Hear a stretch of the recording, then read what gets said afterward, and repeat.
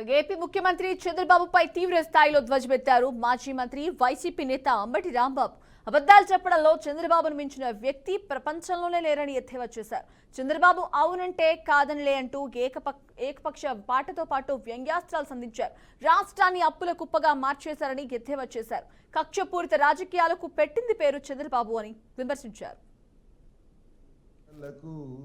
అర్ధాలే వేరులే అర్ధాలే వేరులే, అవునంటే కాదనిలే కాదంటే అవుననిలే. చక్కగా సూట్ అయిపోద్ది దీనికి.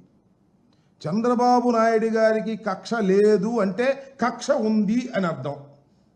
చంద్రబాబు నాయుడు గారు నేను నిప్పు లాంటి మనిషిని అన్నాడు అనుకోండి, ఆయన పెద్ద తుప్పు లాంటి మనిషి అని అర్థం.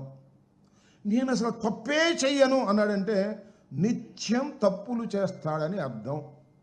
నా అంత విశ్వసనీయత కలిగిన రాజకీయవేత్త ఈ దేశంలో లేడు అంటే అంత విశ్వాసఘాతకుడు ఈ రాజకీయాల్లో ఈ దేశంలో ఎవ్వడు లేడు అని అర్థం. 1,000 కోట్లు ఎక్కడ చూడండి, డబుల్ కన్నా ఎక్కువ చెప్పేశాడు. అబద్ధాలు చెప్పడంలో మొత్తం భారతదేశ రాజకీయాల్లో ఇంత గొప్ప వ్యక్తి మరొకరు లేరు అని చెప్పవలసినటువంటి అవసరం ఉంటుందని మనం చేస్తున్నాం. అంతేకాదు, ల్యాండ్ టైటిలింగ్ యాక్ట్ రాగానే రద్దు చేస్తామన్నాడు, రద్దు చేశాడు. కానీ దానిలో ఉన్న విషయాలన్నీ కూడా ఇవాళ మోస్తున్నటువంటి విషయం మీరు గుర్తు చేస్తూ ఉన్నాను. అంతేకాదు, ప్రభుత్వ భవనాలకు 4,000 కోట్లు ఖర్చు పెట్టింది ఈ ప్రభుత్వం అని మమ్మల్ని అన్నాడు. ఏం జరిగిందండి? 100 కోట్లు లెక్క చెప్పాడు మొన్న.